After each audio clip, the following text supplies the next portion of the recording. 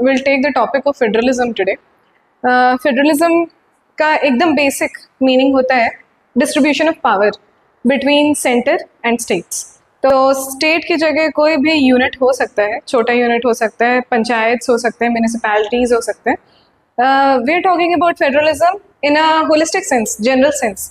तो when we go with the basic meaning, vertical power distribution is called federalism. Federalism मतलब vertically मतलब top to bottom, centre, state and panchayat और municipalities में power distribution को हम लोग फेडरलिज्म बोलते हैं. ऑल्दो जो डिस्ट्रीब्यूशन ऑफ पावर है वो दिखता ऐसे नहीं है, वो हॉरिजॉन्टल दिखता है, but distribution of power is called vertical power distribution. Will talk about it later, but basically we can say that federalism is vertical distribution of power. Now going with the definition, NCERT says that federation or federalism is a system of government in which power is distributed between central authority and various regional units. Now, when India was made and the constitution was made, mainly the federation was very much of needed, क्योंकि हमारे यहाँ diversity ज़्यादा है, population बहुत ज़्यादा है, बहुत बड़ा कंट्री है, तो सारे रीजन्स का अपना खुद का एक इंटरेस्ट था. That's why federation was needed. इसीलिए हम लोग federal system of government use करते हैं. Although will come to the topic that our federation और our federal system is not very purely a federal setup. Coming to the types of power distribution, when we talk about what kind of power distribution is done between center and its subunits or center and its regional units, we say कि power is distributed among center plus state. अगर सिर्फ दो जन में power distribution होता है, अगर सिर्फ सेंटर से स्टेट में पावर डिस्ट्रीब्यूशन होता है, तो हम लोग ऐसे टाइप के सिस्टम ऑफ गवर्नमेंट को बोल देते हैं two tier of system of government. Two tier इसलिए क्योंकि सिर्फ दो जन में पावर डिस्ट्रीब्यूशन हो रहा है. पावर देता कौन है? It is given by constitution. Constitution में लिखा होता है कि इतना इतना power will be distributed between the centre and the state. Two tier of system of government was generally used, it is generally used all around the world. पर India में जब कॉन्स्टिट्यूशन बना था 1950 में कमेंस हुआ था कॉन्स्टिट्यूशन, वहाँ से लेकर 1993 जब बलवंत जी राय मेहता कमेटी आया था और पंचायती राज स्टार्ट हुआ था, तब तक टू टीयर ऑफ सिस्टम चल रहा था. सेंटर और स्टेट के बीच में पावर डिस्ट्रीब्यूशन होता था और नॉर्मल गवर्नेंस सिस्टम चलता था. But after 1993 three tier system government आ गया. थ्री टीयर सिस्टम गवर्नमेंट मतलब now power will be distributed between centre, state and local bodies equally. Now when we say the word equal power distribution, तो equal power distribution में आपको पहले ये पता होना चाहिए कि power distribution का मतलब ही क्या है, या फिर what is power itself, power क्या है. तो अगर holistic way में समझें तो power basically तीन चीज़ों से आती है. One is the legislative power, one is the executive power and the third one is the jurisdictional power और judicial power. अब इन सब का लीगल पावर या लीगल रोल को ही हम लोग jurisdiction बोलते हैं. तो हम लोग बोलते हैं कि power is nothing but the legislative role, the executive role and the judicial role played by any body. अब बॉडी में आपका गवर्नमेंट भी एक बॉडी हो सकता है, या फिर कोई अगर मान लीजिए मोनार्क है तो मोनार्क भी एक बॉडी हो सकता है, या फिर अगर कहीं पे सिविल वॉर हुआ, जनता गवर्नमेंट आई, तो जनता भी अपना खुद का पावर एक्सरसाइज कर सकती है. पावर का सिंपली मतलब होता है लॉ बनाना, लॉ एग्जीक्यूट करना और लॉ को क्रॉस चेक करना. पावर मतलब लेजिस्लेटिव पावर, एग्जीक्यूटिव पावर और जुडिशियल पावर. तो पावर डिस्ट्रीब्यूशन जब भी पावर डिस्ट्रीब्यूशन बोल रहे हैं तो मतलब सेंटर को भी लेजिस्लेटिव पावर है, एग्जीक्यूटिव पावर है और जुडिशियल पावर है. स्टेट के पास भी legislative power, executive power, judicial power है. And third tier even local bodies, panchayat को भी अपना खुद का लेजिस्लेटिव पावर है, एग्जीक्यूटिव पावर है और जुडिशियल पावर है. अब हर एक बॉडी या फिर हर एक पावर के लिए कोई इंस्टीट्यूशन होना ज़रूरी होता है. तो when we talk about legislative power, it is practised by the institution. Legislative power centre में पार्लियामेंट के पास होता है. एग्जीक्यूटिव पावर सेंटर में पार्लियामेंट इटसेल्फ, प्रेसिडेंट के पास होता है. एंड जुडिशियल पावर सेंटर में सुप्रीम कोर्ट के पास होता है. जब हम स्टेट्स में आते हैं तो यही legislative power is practised by Vidhansabha और स्टेट लेजिस्लेटिव असेंबली. स्टेट में यही executive power is practised by governor state में यही judicial power is practised by high court. जब लोकल बॉडीज में आते हैं तो लोकल बॉडीज में यही लेजिस्लेटिव पावर पंचायत या ग्राम सभा के द्वारा प्रैक्टिस होते हैं। Executive power the head of panchayat sarpanch के द्वारा प्रैक्टिस होते हैं। And judicial power is then practised by the smaller court, that is district court हो गया, सिविल कोर्ट हो गया। तो when we are talking about power distribution, तो पावर दिमाग में रखिएगा कि पावर मतलब legislative power, executive power, judicial power. Simple terms में लेजिस्लेटिव मतलब पॉलिसी बनाने का पावर, एग्जीक्यूटिव मतलब उसी पॉलिसी को लोगों तक पहुंचाने का पावर या पॉलिसी पास होगा कि नहीं होगा उसमें साइन करने का पावर, एंड जुडिशियल मतलब वो पॉलिसी लोगों के राइट्स को कहीं कर्टेल तो नहीं कर रही, कहीं चैलेंज तो नहीं कर रही, या फिर लोगों तक सही से पहुंच रही है कि नहीं पहुंच रही है, क्रॉस चेक करने का power is judicial power. These 3 roles are actually nothing but real powers. तो पावर डिस्ट्रीब्यूशन जब भी हम लोग बोलेंगे, चाहे वो 2 tier सिस्टम में बोले चाहे 3 tier सिस्टम में बोले, सारे टीयर्स के पास ये तीनों पावर होते हैं। तो after the 2 tier system and 3 tier system that we already saw, अब हम देखेंगे कि टाइप्स ऑफ गवर्नमेंट क्या होता है। टाइप्स ऑफ गवर्नमेंट देखने से पहले हम लोग फेडरेशन वर्ड के बारे में थोड़ा सा पता कर लेते हैं। तो फेडरेशन वर्ड ये याद रखना पड़ता है कि it is the word itself is not used anywhere in the Indian constitution. In fact article 1 में बस बोला गया है कि India is the union of state. Federation word का यूज ही नहीं किया गया। फेडरेशन बोलते ही we are giving equal power और more importance to the states which was not needed while the constitution was made.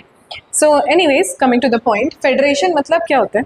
तो federation is a government or state which practices federalism. Federalism मतलब अभी हम लोग देखें equal distribution of power amongst the center and its units.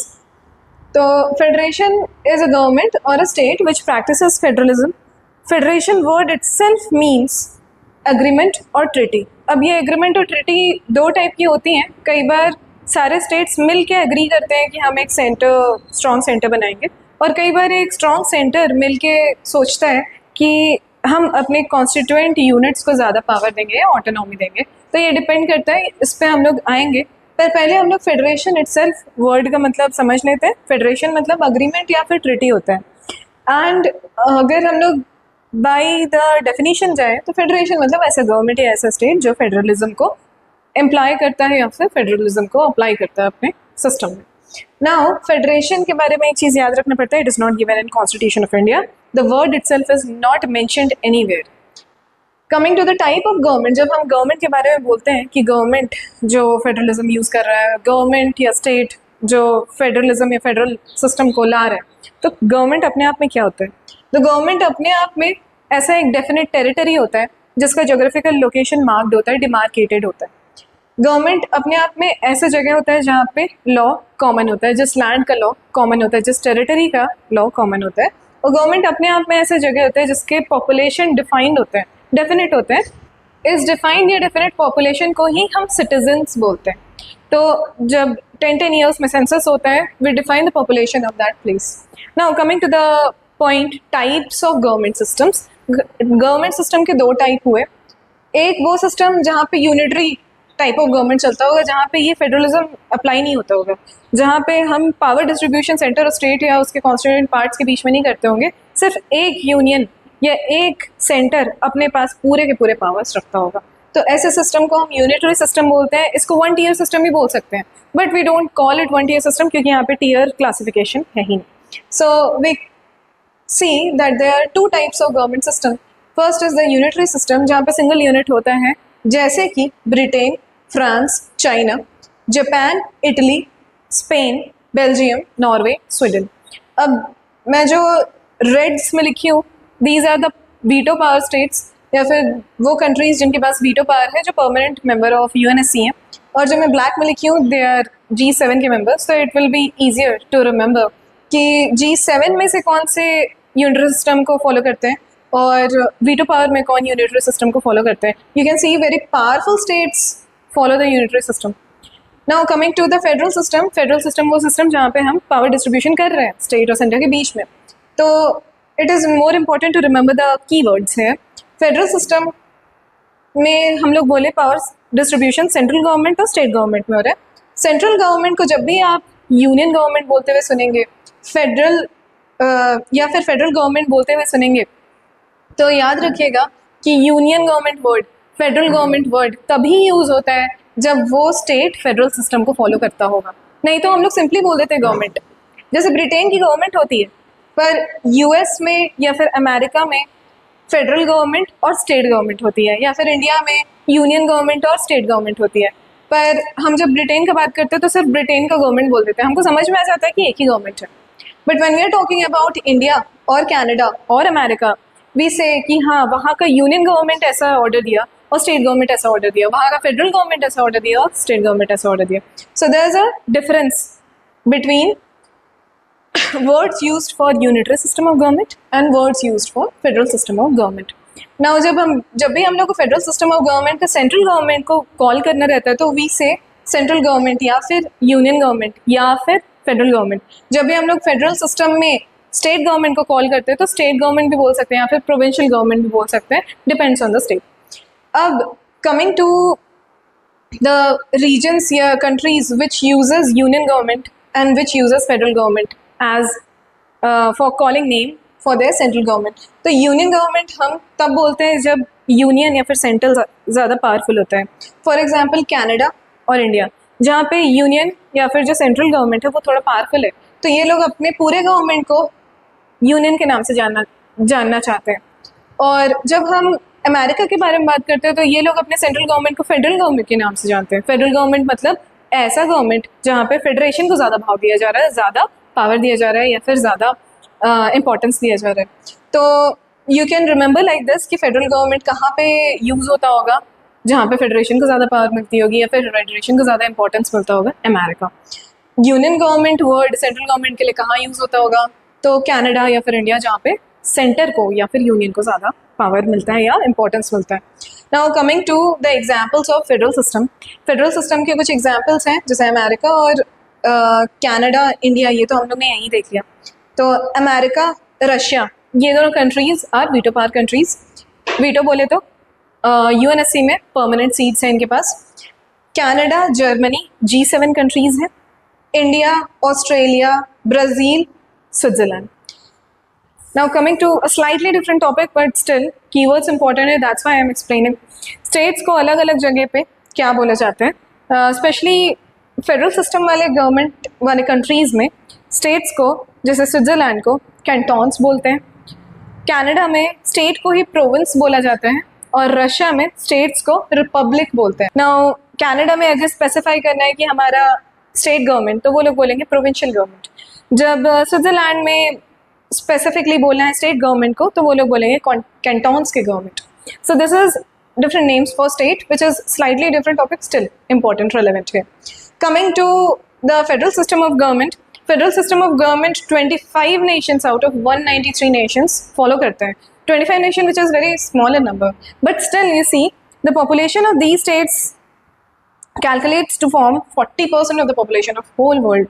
So इसका मतलब है कि पक्का ये 25 नेशंस ऐसे नेशंस होंगे जिनके पास बहुत ज़्यादा पॉपुलेशन होता होगा। तो अगर ज़्यादा पॉपुलेशन है, डाइवर्सिटी ज़्यादा है, तो ऑफकोर्स आपको आपके रीजनल एस्पिरेशन से इंटरेस्ट को फॉलो करना है। रीजनल एस्पिरेशन और इंटरेस्ट को फॉलो करना है तो पक्का आप अपने स्टेट गवर्नमेंट को ज़्यादा ध्यान देते होंगे, मतलब आपका जो सिस्टम ऑफ गवर्नमेंट होगा वो कहीं ना कहीं फेडरल सिस्टम ऑफ गवर्नमेंट होगा। So that's why we see 40% of the world population follows federal system of government, even though number of state 25 है पर रीजन बड़ा वाला है, पॉपुलेशन ज़्यादा है। तो we have to remember this part of data. Now I will show you the map which is given in NCERT कि कौन कौन से state federal system of government को फॉलो करते हैं, which is marked with red and other states are blankly given.